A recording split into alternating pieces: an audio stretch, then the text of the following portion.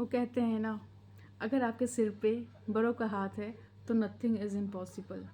और बड़े अगर सच्चे दिल से आपको दुआ दे तो जहाँ कोई आपको राह नज़र नहीं आती ना, तो आपको वहाँ मंजिल मिल जाती है। तो सेम चीज़ मेरे साथ हुई है। तो चलिए इस वीडियो को आगे बना रखते हैं। So guys, welcome back to my channel smileys vlog. मैं बहुत दिन बाद वीडियो बना रही हूँ बिकॉज़ मेरे पे बहुत प्रेशर था। प्रेशर क्या मतलब, आसपास के लोग, समाज के लोग हमेशा बोलते थे किसी को कुछ काम है नहीं, ये हमेशा वीडियोस बनाती है, ऐसे करती है, वैसे करती है। तो सबसे पहले तो मैं उन सभी को कहना चाहूँगी कि हर इंसान का किसी न किसी चीज़ में इंटरेस्ट होता है। तो मुझे इस चीज़ में, मुझे शुरू से ही जो है सिंगिंग में, डांसिंग में, इन सब चीज़ों में इंटरेस्ट था। तो उस टाइम ये प्लेटफॉर्म नहीं हुआ करता, तो जब मुझे ये प्लेटफॉर्म मिला तो मैंने सोचा कि वाई नॉट डू दिस। अगर आप किसी चीज़ में सक्षम है किसी चीज़ को करने के लिए, तो आपको चीज़ करना चाहिए। आपको जो चीज़ पसंद है आप कीजिए।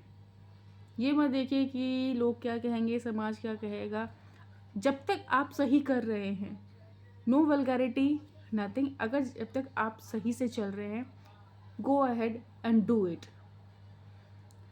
सो ये तो रहे हमारे समाज की बातें। कुछ बातें अपनी करते हैं। तो फाइनली मैंने गवर्नमेंट जॉब अचीव की है। ऑल्दो मुझे अभी जॉइनिंग लेटर हाथ में नहीं मिली है, बट मेरा रिजल्ट आ चुका है, बस डीवी होना बाकी है and I will get my joining letter. So finally this hasn't possible only and only because of my parents and my in-laws. उन्होंने मुझे बहुत सपोर्ट किया, खासकर मेरे husband. He has always pushed me कि no, you can do it, you can do it and you have to do it. You can say ज़्यादा था, you have to do it. चलिए, हैव टू करके it has been. So इसके पीछे मैं credit दूंगी अपने पेरेंट्स का, मेरे इन-लॉज, मेरे मेरी सास। उन्होंने मुझे बहुत पुश किया है कि नहीं, तुम्हें करना पड़ेगा, तुम्हें करना पड़ेगा। तुमने इतने अच्छे स्कूल से पढ़ाई करी है, तुम्हें इतना अच्छा, मतलब शुरू से लेके अंत तक, मतलब तुमने अच्छा किया है, तुम्हारा नेचर अच्छा है, हर कुछ अच्छा है, तुम पढ़ने में भी ठीक हो, average. Although I was always a average student. मैं इतनी ब्रिलियंट नहीं रही हूँ, फिर भी एक होता है फैमिली का, खासकर ससुराल के पक्ष वालों का, कि हाँ अगर मेरी बहू कुछ करती है तो उनका नाक ऊंचा हो जाता है। And so they are proud, my parents are proud, my in-laws are proud, they are very happy, very very very happy। although ऐसा नहीं है कि मैंने कुछ बहुत बड़ा अचीव कर लिया है, जो भी किया है बट किया है। And I am very happy. I am not happy for my self, I am more than this, I am happy for my parents and my in-laws, जिन्होंने मुझे बहुत सपोर्ट किया है, बहुत सपोर्ट किया है। My father always use to say me कि बेटे ने तो कुछ कर लिया है, अब मुझे अपनी बेटी की टेंशन होती है, बेटी की टेंशन होती है। तो so today I am here, मैंने अचीव कर लिया है। पापा को टेंशन होने की ज़रूरत नहीं है बिल्कुल भी, कि हाँ मेरा बेटा तो बहुत अच्छा कर रहा है, मेरी बेटी कुछ नहीं कर पाई। He was not like that, कि चलो अपनी जगह पे, वो भी अपनी जगह पे ठीक है, लेकिन ये होता है ना कि हाँ चलो, जिनका बेटा बेटी दोनों मतलब अपने पैरों पर अगर खड़े होते हैं, तो proud parent, proud father, proud mother, proud in laws. तो बस वही है, they are very proud of me now. और मेरे साथ शुरू से ऐसा रहा है ना कि मैं कभी गवर्नमेंट सेक्टर में जाना नहीं चाहती थी। मुझे हमेशा से था कि मुझे प्राइवेट सेक्टर में ही जाना है, टीचिंग में ही जाना है। एक्चुअली मैंने टीचिंग की थी, तो मुझे ऐसा था कि मुझे टीचिंग में ही जाना है, क्योंकि मेरे पापा भी टीचिंग लाइन में ही थे और मैंने टीचिंग भी की थी। तो मुझे लगा कि no, this is my field, मैं इसमें आगे जा सकती हूँ। तो because of this only I did B Ed मैंने इसी वजह से किया था कि मुझे टीचिंग लाइन में ही जाना है, लेकिन प्राइवेट सेक्टर में। तो बी एड करने के बाद फिर आपको पता है कि I have a daughter, she is 5 years now. तो बी एड करने के बाद मैंने सीटेट क्वालिफाई किया। उसके बाद लास्ट ईयर जब मैंने एग्ज़ाम दिया, मतलब मैंने BPSC TRE 1 दिया था, तो TRE 1 में से सबको पता है कि बी एड वालों का नहीं हो पाया था उसमें, क्योंकि मैंने 6 to 8 दिया था उस टाइम। तो उस टाइम तो बीएड वालों को छाँट दिया गया था, they are out from this procedure. उसके बाद फिर मैंने टीआरई 2 दिया, तो जस्ट बिकॉज ऑफ 1 मार्क्स नहीं हो पाया। Although I was not wanting to do this job, क्योंकि मुझे मतलब रूरल एरिया में बिल्कुल नहीं रहना था। मेरे पता नहीं, आई डोंट नो वाई मेरे दिमाग में ये सेट था कि मुझे गांव में नहीं रहना है। Even now also when I think कि बाबा रे गाँव में रहना पड़ेगा क्या, पता नहीं। हाँ, ऐसा नहीं है कि गांव के लोग अच्छे से नहीं रहते हैं, सब कुछ सही है, लेकिन मैं शुरू से रही हूँ टाउन में, तो मुझे गांव में रहना थोड़ा सा ये लगता है कि कुछ दिनों के लिए हो तो चलो कोई बात नहीं, लेकिन अगर बोला जाए कि लाइफ लॉन्ग तुम गांव में रहो तो it will be a bit tough for me. खैर, अब देखते हैं, अब तो जॉब हो गई है, अब देखते हैं कहाँ प्लेसमेंट होती है, मतलब कहाँ मुझे लोकेशन मिलता है, लेट्स सी दैट। और मुझे इससे ज़्यादा थोड़ी सी टेंशन ये होती थी ना, अपनी बच्ची की टेंशन होती थी कि अगर मैं गांव शिफ्ट हो जाऊंगी तो, क्योंकि मैं चाहती थी कि मेरी बच्ची अच्छे स्कूल में पढ़े। ऐसा है कि चलो छोटे स्कूल में भी अच्छी पढ़ाई होती है, बट आई ऑलवेज़ वांटेड कि मैं जैसे स्कूल में पढ़ी हूँ, तो मैं चाहती हूँ कि मेरी बच्ची उससे और अच्छे स्कूल में पढ़े। बस थोड़ा सा यही होता था कि इसी जगह मैं थोड़ा सा बैकआउट कर जाती थी कि नहीं, मुझे गवर्नमेंट जॉब नहीं करनी है, क्योंकि I have to look my daughter's future. तो थोड़ा सा इस वजह से मैं पीछे हो जाती थी, बट लेट्स सी किस्मत कहाँ लेके जाती है। कुछ भी हो, ऑब्वियसली फॉर मी मेरी बेटी का एजुकेशन टॉप मोस्ट प्रायोरिटी होगा मेरे लिए, मेरे जॉब से भी ज़्यादा। लेट्स सी फ्यूचर में क्या होता है। और जहाँ तक रही पिछले बार की बात, मेरे बस 1 मार्क्स के लिए मैं रह गई थी, और वो भी उसका रीज़न कुछ ऐसा था ना कि मेरे से प्रिपरेशन अच्छे से हुई नहीं थी, बिकॉज ऑफ माई क्या बोलूँ, कुछ ऐसे सर्कमस्टांसेस थे जिसके वजह से नहीं हो पा रहा था। I could not manage everything properly, because I lost my चाचा ससुर, मतलब we were in a joint family, we are still in a joint family in my in laws. तो मेरे चाचा ससुर की डेथ हो गई थी जब ये एग्ज़ाम का प्रोसीजर चल रहा था, प्रिपरेशन का प्रोसीजर चल रहा था।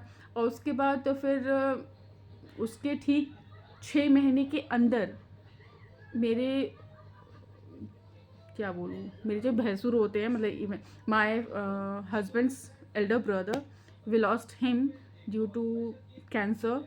तो I was so involve in all this everything. I was मतलब पूरी लाइफ की हौच पौच हो रखी थी। मतलब I have to look at my daughter, my in laws, my house, my studies, वो तो मैनेज नहीं हो पा रहा टोटल उस तरीके से। फिर भी मतलब सब ने मेरी बहुत हेल्प करी, सब कह रहे थे कि no you go and study, you go and study. फिर भी वो एक प्रेशर आ जाता है आपके ऊपर, जब आप गांव में हो, आप अपने ससुराल में हो, तो वो प्रेशर थोड़ा सा आपके ऊपर होता है कि I cannot always sit and study, I have to look after works also. Although my in laws are very good of this कि नो, प्रायोरिटी तुम्हारे लिए पढ़ाई होना चाहिए, तुम पढ़ाई करो, लेकिन नहीं हो पाता है शादी के बाद, बच्चों के बाद। It's very tough to deal with everything. और ख़ासकर जब आपके फैमिलीज़ में ये प्रॉब्लम चल रही है कि मतलब 6 महीने में 2 लोगों की डेथ हो गई आपके फैमिली में, और मतलब वो मेंटल प्रेशर बहुत अजीब सा ही होता है कि जब आपके ऊपर ये चीज़ें गुजरती है ना कि, और ख़ासकर वो जो आपको बहुत चाहते हैं। मेरे चाचा ससुर मुझे बहुत मानते थे, और मेरे हस्बैंड के जो एल्डर भाई थे वो भी मुझे बहुत मानते थे। They were always very supportive to me कि नहीं, you have to the job. वो भी बहुत ये था कि इनको भी कि नहीं, मतलब हमारे घर में अच्छी बहू आई है, पढ़ी लिखी बहू आई है। तो क्योंकि ऐसा है ना कि मेरी शादी गांव में ही हुई है, तो गांव में वैसे मतलब बहुएं जल्दी आती नहीं है। तो मैं कुछ ऐसे बड़ाई नहीं कर रही हूँ, आई बस मतलब बस मैं ऐसे बोल रही हूँ आपको कि, तो उनका हमेशा से था कि नहीं तुम जॉब करो, गवर्नमेंट जॉब करो। गवर्नमेंट जॉब की एक अलग ही क्या बोलते हैं, एक ओहदा होता है। प्राइवेट सेक्टर हमारे गांव में अभी भी थोड़ा सा वो चलता है, प्राइवेट सेक्टर गवर्नमेंट सेक्टर। तो गवर्नमेंट सेक्टर वालों को लोग ज़्यादा प्रायोरिटी देते हैं, वो अभी भी चलता है। बहुत जगह ऐसा है कि नहीं चलता है, लेकिन अभी भी ये चीज़ चलता है कि प्राइवेट सेक्टर से ज़्यादा गवर्नमेंट सेक्टर को लोग जो प्रायोरिटी देते हैं। तो बस वहीं कि ऐसे ही चल रहा था, घर की बहुत ज़्यादा सारी जिम्मेदारियां भी आ गई थी, तो दिमाग मतलब मेंटल प्रेशर बहुत ज़्यादा था। उसके बाद और जब 1 मार्क्स के लिए अगर आप किसी चीज़ का छूटता है ना, तो आपको बहुत अजीब सा ही लगता है ये चीज़ कि 1 मार्क्स, चलो आप जॉब करो ना करो, लेकिन अगर आप क्वालिफाई कर जाते हो तो एक अलग ही खुशी होती है। और बस जब 1 मार्क्स के लिए छूट गया तो I was very depressed and my parents were also not very happy, they were also very मतलब इन टेंशन, क्योंकि लोग फ़ोन कर पूछते थे कि हुआ नहीं हुआ। तो इट्स वेरी डिसअपॉइंटिंग टू से कि नहीं हुआ, क्योंकि जिस बैकग्राउंड से मैं थी और मेरा नहीं होना इस फील्ड में, it was quite shocking for every one. And even I was very, क्या बोलूँ, और मेरी लॉज में वाले भी जो है वो भी बहुत डिप्रेस्ड हो गए थे इस चीज़ को लेके कि 1 मार्क्स के लिए नहीं हुआ। तो चलिए फाइनली हो गया इस time and they are very happy, they are very proud. और बेटा, मम्मा की जॉब से खुश हो? हाँ। तो चलिए, सब कुछ अच्छे से हुआ है। तो और इसका क्रेडिट मैं दूंगी ऑब्वियसली, अपने इन लॉज को भी दूंगी, अपने पेरेंट्स को भी दूंगी, सबको दूंगी, मेरे भैया भाभी, मेरे लॉज, मेरे relatives, and they are very happy. मुझे कल जब मॉर्निंग में रिजल्ट आया, और मैं आपको इंसिडेंट बताती हूँ कि एक्चुअली मेरे साथ हुआ क्या था। बेटा आप इधर आके बैठिएगा प्लीज मामा। तो मैं आपको बताती हूँ हुआ क्या था कि मुझे बिल्कुल भी उम्मीद नहीं थी कि मेरा मतलब रिज़ल्ट पॉजिटिव आएगा, बिल्कुल भी मुझे उम्मीद नहीं थी। लेकिन वही है ना कि जब बड़ों का आशीर्वाद है तो एवरीथिंग इज़ पॉसिबल। सुबह जब रिज़ल्ट आया तो मेरे देवर ने कॉल किया कि भाभी मतलब इनका हो गया, आपने रिज़ल्ट देखा? तो I just said him that मेरा कोई उम्मीद नहीं है, प्लीज़ मत पूछिए, मेरा कोई उम्मीद है ही नहीं। फिर भी मतलब आई थॉट कि चलो एक बार देखते कट ऑफ मार्क्स कितना क्या है। When I open the site and when I saw the cut off marks, तो मतलब आई वॉज शॉक्ड। फिर मैंने अपना नाम ढूंढा तो मुझे नाम मिला नहीं। फिर मुझे, और जस्ट मैं उसमें अपने देवर के कॉल से उठी ही थी मैं, तो मुझे लगा कि पता नहीं मैं शायद सपना देख रही हूँ या ब्लर हो गया। मैंने I rubbed my eyes and again I checked कि कट ऑफ मार्क्स देखती हूँ कितना है। मैं इंग्लिश का ही चेक कर रही हूँ ना, किसी और सब्जेक्ट का चेक कर रही हूँ। फिर मैंने देखा नहीं, मैं सही चेक कर रही हूँ। फिर कट ऑफ मार्क्स मैंने देखा कि नहीं, इसके अंदर ही मेरा आ रहा है, क्योंकि मैंने आंसर की से मैच कर लिया था अपना। Then I started finding my name. When I got my name Rishika Ranjan, and after that मैंने देखा कि क्या पता किसी और का भी नाम हो। Then I took my admit card, I was finding my admit card, where is it. तो फिर मैंने अपना एडमिट कार्ड देखा। एडमिट कार्ड देखने के बाद फिर मैंने रोल नंबर अपना मैच किया, and I was very thankful, and literally I was shivering when I was finding my name, and my husband was sleeping. I did him like this, baby. तो क्या हुआ? मैंने कहा कि हो गया। कह रहे हो गया? क्या हो गया? मैंने रिजल्ट आ गया। कह रहे क्या आया? मैंने हो गया। कह चल झूठी। मैंने सच्ची में हो गया, कल झूठ मत बोलो। मैंने कसम से मेरा सिलेक्शन हो गया। एंड ही वाज लाइक क्या क्योंकि मैंने सबको बोल रखा था कि मुझे कोई उम्मीद नहीं है इस बार कि होगा। And I was little depressed also about my marks की पिछली बार भी 1 मार्क्स के लिए रह गया, इस बार भी मैं रह जाऊंगी, नेक्स्ट टाइम पता नहीं क्या होगा। And I was totally disappointed कि चलो अब मुझे एग्जाम देना ही नहीं है, मुझे प्राइवेट सेक्टर ही ज्वाइन करना है। I was happy in that only. But मेरी सास का था, मेरे हस्बैंड का था कि नहीं, जब तुम्हारे अंदर काबिलियत है तो you go and try, you have a chance, go and do it. तो बस वही था कि मैंने सोचा चलो अब इतना फोर्स कर रहे हैं तो चलो इस बार भी एग्ज़ाम दे के देख लूँगी। एंड आई बॉट ऑनलाइन मतलब क्लासेस भी मैंने बाई कर ली थी इस बार भी फॉर 9th-10th, क्योंकि लास्ट टाइम मैंने सीटेट मेरा एस्टेट क्लियर नहीं था, मैंने एस्टेट दिया नहीं था। इस टाइम मैंने एस्टेट दिया है, अभी रिजल्ट तो आया नहीं है, लेट्स सी व्हाट हैपन्स। तो मैंने मतलब बैच भी बाई कर लिया था ऑनलाइन। उसके बाद फिर जब रिजल्ट आया, I was shocked, I was shivering, I was मतलब मैं बिलीव ही नहीं कर पाई थी। I was telling my husband please pinch me, मैं सपना तो नहीं देख रही हूँ कि मतलब मुझे बिल्कुल भी उम्मीद नहीं थी कि मेरा होगा। एंड फाइनली सबकी दुआएं थी, भगवान जी की इच्छा थी, और छठी मैया, मैं कहूँगी छठी मैया की बहुत कृपा थी। मैं भुवनेश्वर भी गई थी तो मैंने लिंगराज मंदिर में भी प्रणाम किया था, मैं मतलब वहाँ पे मैं बोल के आई थी। And finally the result it is out and I have cleared it. तो चलिए फाइनली, और हाँ मैंने क्या क्लियर किया वो तो मैंने आपको बताया ही नहीं। तो फाइनली मैंने BPSC TRE 3 6 to 8 paper English I have qualified. और चलिए, wish me best of luck for my future and thank you everyone, thank you so much everyone जिसने जिसने मुझे विश किया, जिनको जिनको पता चला, मेरे सारे रिलेटिव्स एवरीवन, मतलब मेरे ननिहाल से, मेरे मायके से, सभी ने, मतलब मेरे इन-लॉज़ के यहाँ से सब ने मुझे कॉल किया। Thank you so much for that, और मेरी खुशी में शामिल होने के लिए थैंक यू।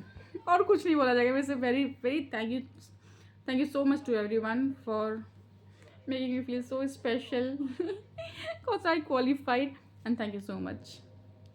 चलिए, मिलते हैं आपसे नेक्स्ट ब्लॉग में, तब तक के लिए बाय बाय, थैंक यू।